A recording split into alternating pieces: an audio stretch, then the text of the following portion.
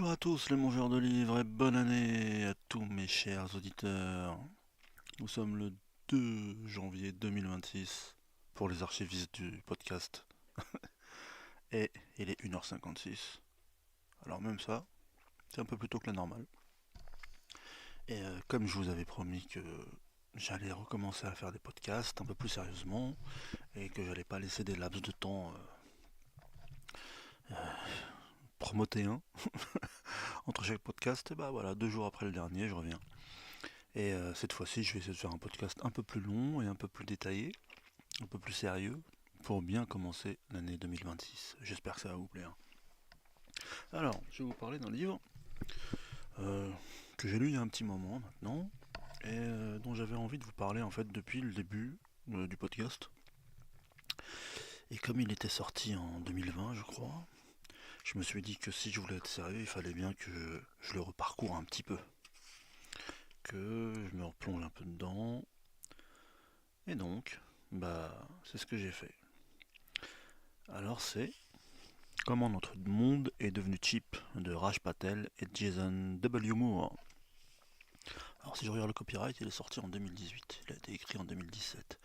Et en fait, c'est pas la vraie bonne traduction du titre. Le titre original c'est A History of World in Seven Cheap Things. Alors, en fait, pour ceux qui savent pas, parce que je suppose que parmi vous, il y a des plus gros mangeurs de livres que moi, il a un peu fait date, ce livre, dans ce qu'on appelle l'histoire globale. Parce que, vous savez, depuis un moment, il y a un courant historique qui veut qu'on embrasse la totalité de l'histoire du monde, et souvent par un angle, en fait, spécifique pour pouvoir justement entrer dans l'épaisseur de l'histoire. Par exemple, le sous-titre du livre en question, c'est Une histoire inquiète de l'humanité. Et vu comme ça, avec un titre où il y a le mot cheap dedans, pour nous en France, ça paraît peut-être cheapos justement. Ça paraît peut-être un livre un peu léger qui surfe sur une mode de, de vocabulaire à la mode, justement. En fait, c'est pas ça. Euh, Raj Patel, c'est un économiste et un professeur qui enseigne au Texas. Il est diplômé d'Oxford, de la London School of Economics et de Cornell. Et il a travaillé pour la Banque mondiale et l'Organisation mondiale du commerce, mais depuis quelques années, il a arrêté tout ça et il se consacre au militantisme. Jason Moore, lui, il enseigne à l'université de Binghamton et il a publié de nombreux ouvrages sur l'histoire de l'environnement et du capitalisme. Et il a notamment forgé le concept de capitalocène qui est très important pour le livre qui nous intéresse. Alors, qu'est-ce que c'est? Comment notre monde est devenu cheap? Si je vous lis juste le début du quatrième de couverture, pour vous mettre dans le bain. Cheap ne veut pas simplement dire bon marché. Rendre une chose cheap est une façon de donner une valeur marchande à tout, même à ce qui n'a pas de prix. Ainsi va-t-il d'un simple nugget de poulet. On ne l'achète que 50 centimes, alors qu'une organisation phénoménale a permis de production des animaux, des plantes pour les nourrir, des financements, de l'énergie, des travailleurs mal payés. Et le symbole du poulet, là, du nugget de poulet, va souvent revenir dans ce livre, parce qu'ils estiment que c'est un très bon exemple de ce qui est devenu notre monde aujourd'hui et de l'entrée dans le capitalocène. Alors pourquoi capitalocène? Vous savez que en histoire, en géologie, on divise l'histoire justement depuis la création de la Terre en ères géologiques. Par exemple, pour les fans de Jurassic Park, Jurassic c'est une ère. Les dinosaures, ils ont vécu au Jurassique, au Trias, au Crétacé. Aujourd'hui, normalement, on est, depuis la fin de la dernière ère glaciaire, je crois, dans l'Holocène. Et depuis quelque temps, on estime qu'on devrait ne plus appeler cette ère géologique dans laquelle nous sommes Holocène, mais Anthropocène, parce que, comme anthropos ça veut dire homme en grec, l'homme ayant trop marqué de son empreinte la planète, on devrait donner une nouvelle appellation à l'ère dans laquelle nous vivons. Et justement, ces deux historiens et économistes estiment qu'on a dépassé le stade de l'Anthropocène, pour entrer dans le Capitalocène, en fait, depuis à peu près l'âge des grandes découvertes, depuis la découverte du Nouveau Monde en gros, et l'avènement du capitalisme moderne. Pour eux, on est rentré dans le Capitalocène qui est autrement plus nocif et dangereux, et voire même fatal, que l'Anthropocène. Donc, ça va être la clé de lecture de ce livre. Et comme je vous disais, le vrai titre du livre, c'est History of the World in Seven Cheap Things. Donc eux, ils estiment que cette chipisation, comme ils disent, on peut l'expliquer à travers 7 choses. C'est la chipisation de la nature, de ce qu'ils appellent le care. Ils n'ont pas, par exemple, dans l'édition française, ils n'ont pas essayé de traduire le care. Ils ont plutôt laissé ça en anglais, parce qu'ils estimaient que ça recouvrait trop de données pour qu'on puisse le traduire. Mais bon, en gros, le care, pour ceux qui ne savent pas, c'est le soin. Et euh, si on essaye d'élargir la focale, tout ce qu'on met en œuvre pour en fait s'occuper des autres, que ce soit dans le foyer ou dans la société.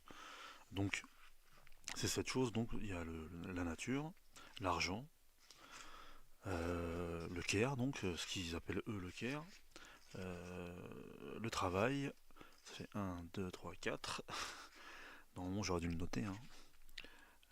L'alimentation et même la vie et aussi l'énergie. Donc, à travers ces 7 choses, on va commencer à déterminer pourquoi on est rentré dans l'ère du chip et comment notre monde est devenu chip. Donc, c'est un vaste programme, hein, n'est-ce pas? Et donc, le livre cherche ainsi à penser les relations complexes, conflictuelles, interdynamiques qui existent entre hommes et le reste du vivant, en donnant sens au monde qui nous entoure. Alors l'idée directrice, c'est que le monde moderne s'est construit en typisant donc les 7 dernières choses dont je vous ai parlé. Je vous le redis parce qu'après je vais enchaîner sur l'exemple du poulet. Et à travers l'exemple du poulet, on va passer justement au crible de ces 7 choses, et puis ensuite je détaillerai. Donc la nature, l'argent, le travail, le care, la nourriture, l'énergie et les vies.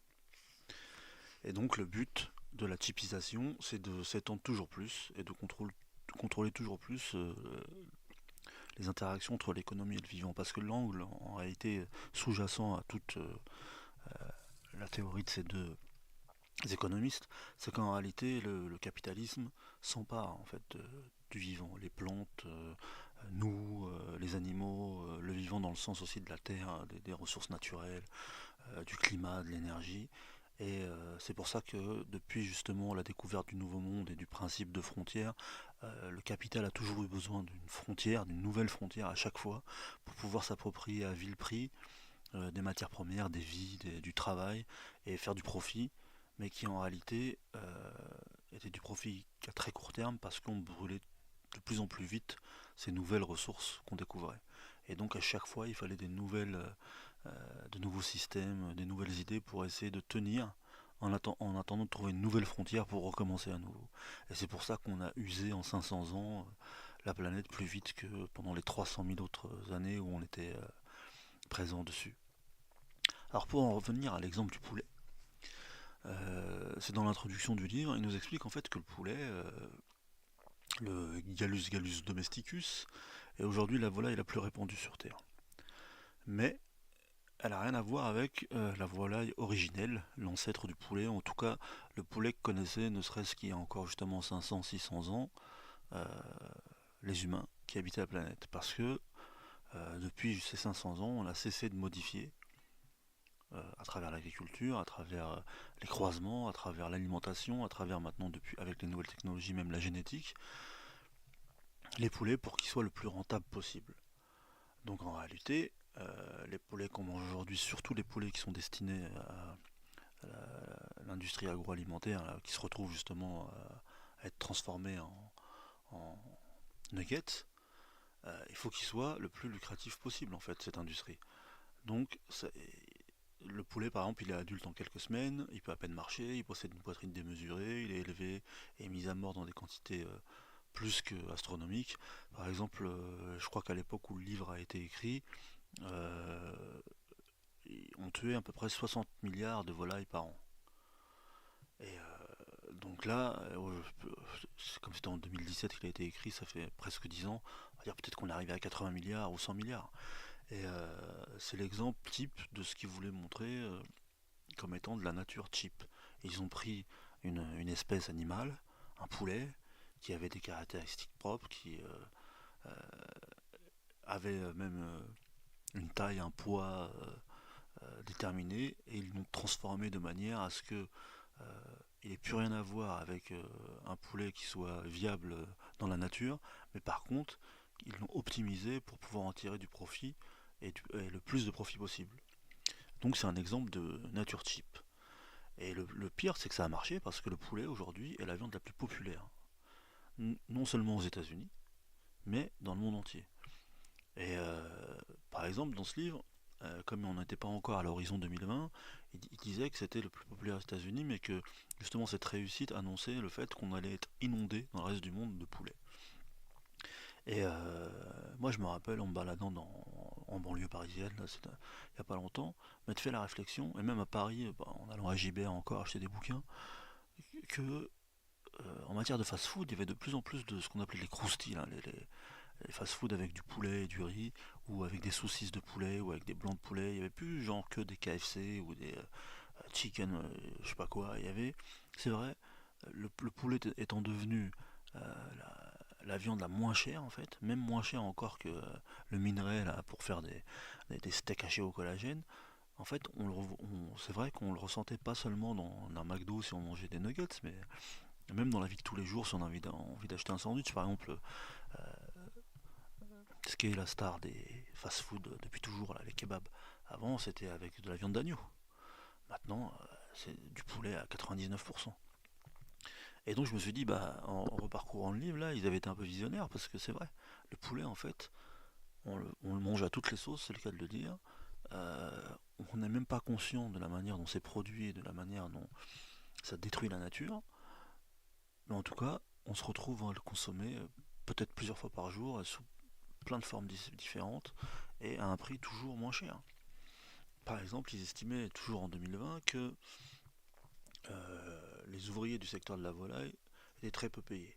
Quand 2 dollars sont dépensés pour un poulet de fast-food, il n'y a que 2 cents qui vont aux salariés.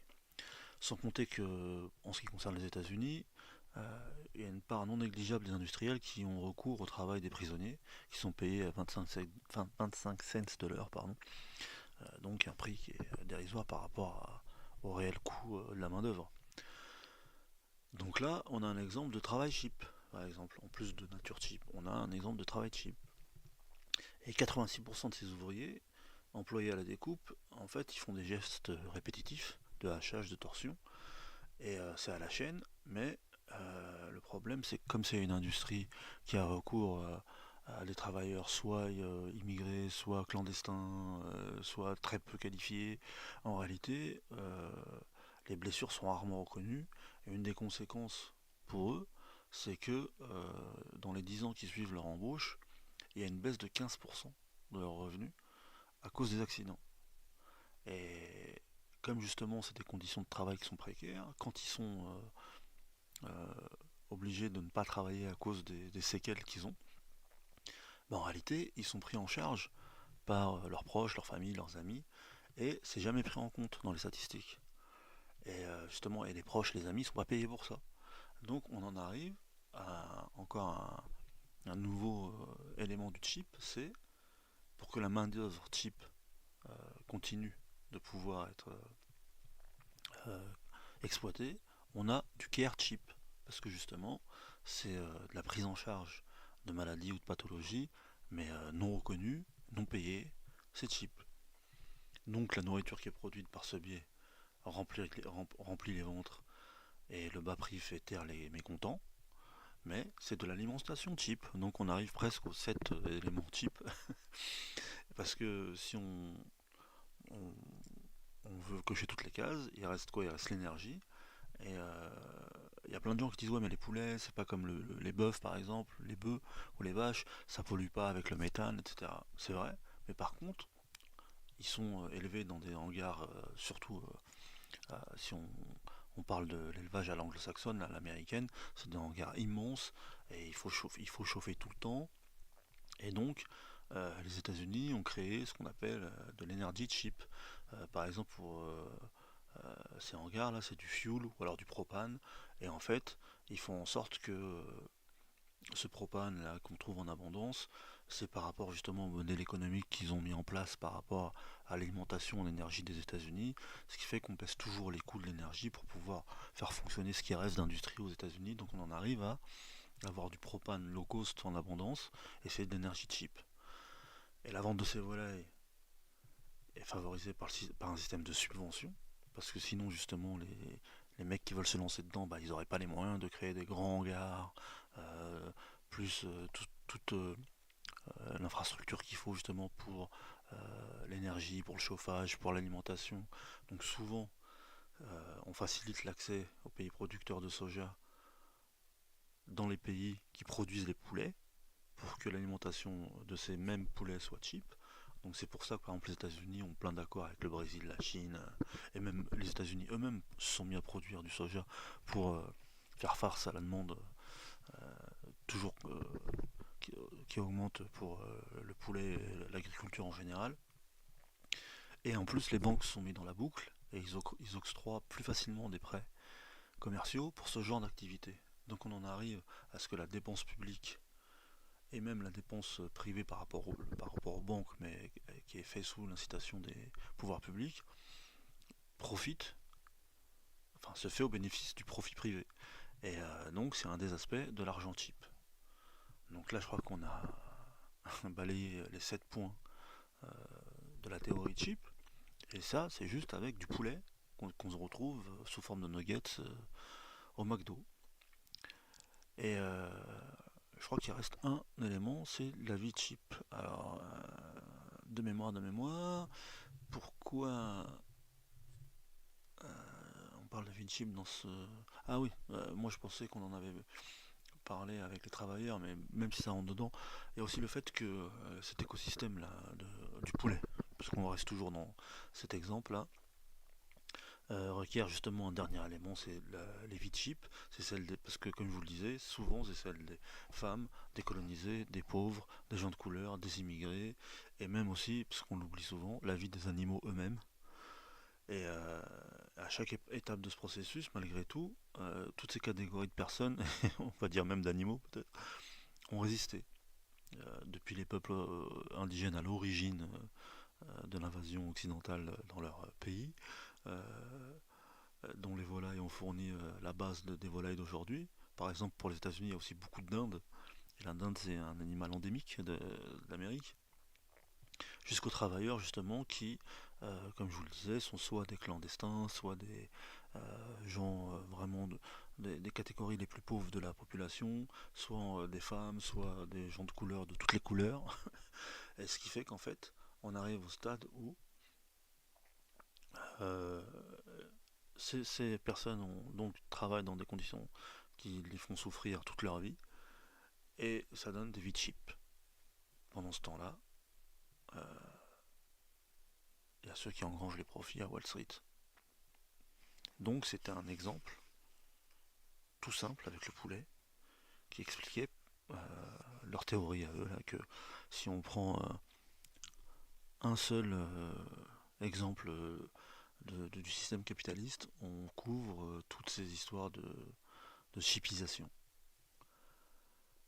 Et donc, ils expliquent que les luttes sociales qui ont été menées autour de la nature, de l'argent, du travail, du care, de la nourriture, de l'énergie, de la vie, eh ben, on comprend pourquoi le vrai symbole de la modernité et du capitalisme, ce ne serait pas la voiture par exemple ou le smartphone, mais les chicken McNuggets. Et donc, on oublie que